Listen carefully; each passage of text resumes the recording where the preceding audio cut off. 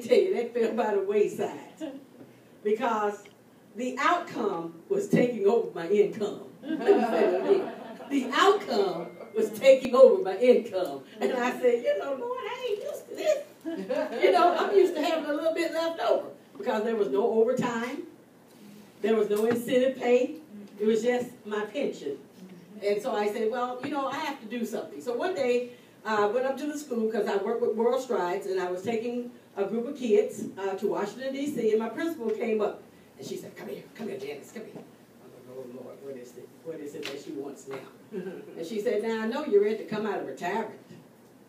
I said, no, not really. I'm enjoying it, you know. The money is not what I thought it would be, but I'm enjoying being around family and getting up late and not having to worry about anything. She said, well, I'm going to ask you again. You're ready to come out of retirement. I said, well, what do you have in mind? She said, are you committed to coming back to DESA? I said, I didn't say I was committed to coming back to anything, but again, what do you have in mind? She said, well, I've been given a position over at Cantonia, and I would like for you to come back and open up and work as the chairperson over the Language Arts Department. I said, Miss West, you're such a wonderful person, you know, I have to say yes. Because you don't find many bosses that allow you to be who you are and not just run it by, you know, just saying it's my way or no way. She has that tenacity about her, that openness about her, that trust about her, that she allows me to be me. So I said yes. So I'm going back into education this year, and I'll be teaching 8th grade. Along with that, I'm working on my doctoral degree in organizational leadership, and that is through Grand Canyon University. So I'm quite busy, but I'm enjoying it because I really like to stay busy. So I said, okay, now this job won't really take place until August. What am I going to do in the meantime? Because, like I said, I like to stay busy, and staying busy requires some income. So I seeked out a local job, and every time I went to that job, I tell you, I was miserable. My gout was flaring up. I was gaining weight. I felt miserable. But I'm thinking, well, I can't afford the retirement insurance because that would have been 1/3 of my pension. So I was like, I can't, you know, afford that. So I decided, as I said, to take on a position at a local place, and I was miserable each day that I entered that place, and I was like, you know, this is not cut out for me. So I began not to get depressed, but to take on the mindset of think better of self. So I gave the manager my 2-week resignation notice, and all the people that were there, they were surprised that I came back and I fulfilled my 2 weeks. I showed up every day. I showed up on time. I showed up every day. I showed up on time. Amen. Understand? Yeah. I knew I was getting ready to exit because God had spoken to me.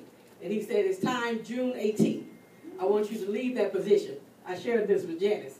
And I said, leave the position? Well, you know, I can work another week until the August 5th thing kicks. June 18th. Leave that job. And I was obedient. And I haven't looked back since. Right. Now, how did I get connected on to Janice Montgomery-Strauser? Well, I was invited by Novella, and I had contacted her. And I said, you know, I'm thinking about quitting the job, and we should put on a motivational speaking team. So, we were texting each other, and she said, oh, yeah, that's a great idea. So days went by, weeks went by, didn't hear anything from her. So one day I got a text message, and she said, I'm inviting you to my speaking engagement. So here I am, and the rest is history.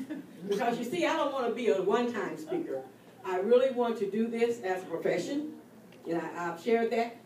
I don't know where God is going to lead me down this path, but I've done 30 years of teaching. I am going to go back because I keep my word. I'm a woman of my word. I'm a woman of my word. So I'm going to keep that commitment that I made. I don't know how long I'm going to be in that classroom because I know that there's a higher calling for me. There's a purpose for me, just like the poverty-stricken woman. See, I'm not afraid to let you know about me. Because there's nothing nobody has over what God has put in me.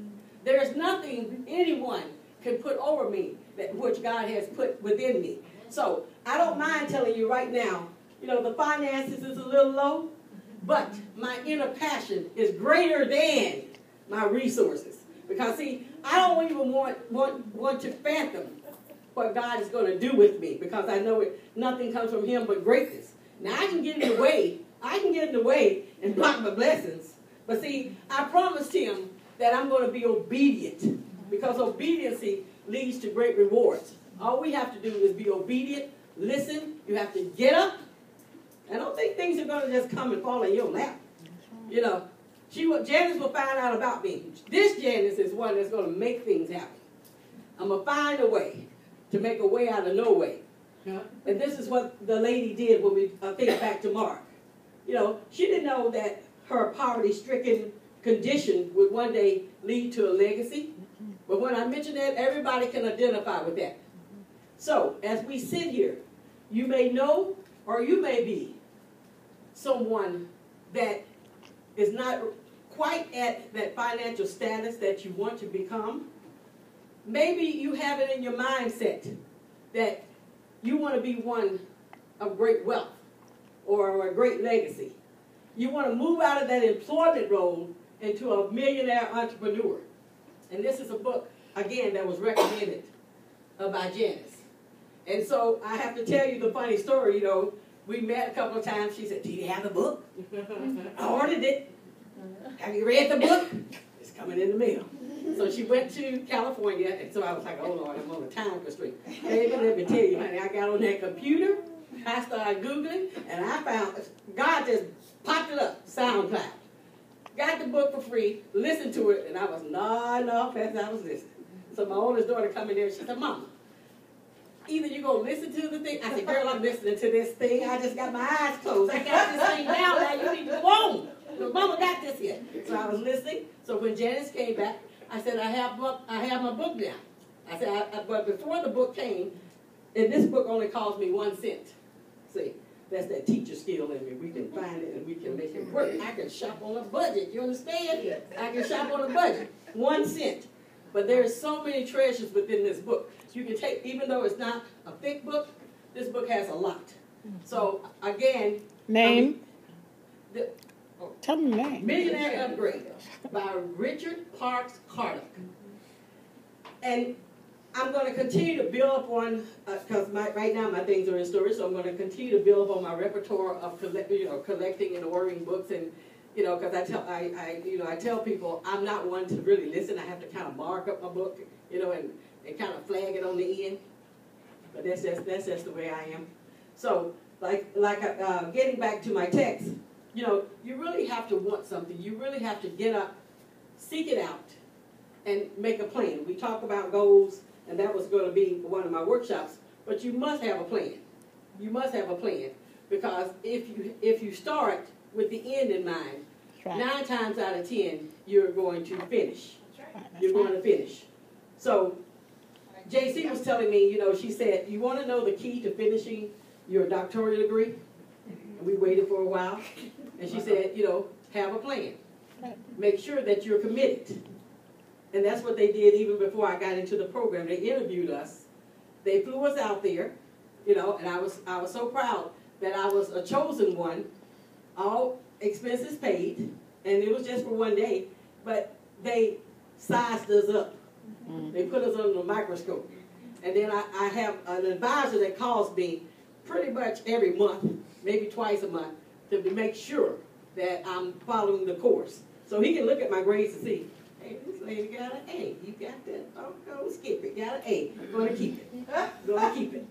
So we have to have, a passion for something in order for us to complete that. So now let me stay on course here, because I will get off. So as I was saying, in order for us to reach our goals, you really have to reflect. You have to have a positive network around you. You can't be around negative people. That's right. You cannot be around negative people. You can't allow negative entities to come into your space, because I was sharing the commencement speech that was given by our First Lady Michelle Obama, in which she stated, in order focusing on all the negative pictures, the negative comments, she decided to focus on the purpose that God had put her here. And when she made that shift, that mindset change, then she began to feel better about herself, and she knew that God had a greater purpose for her.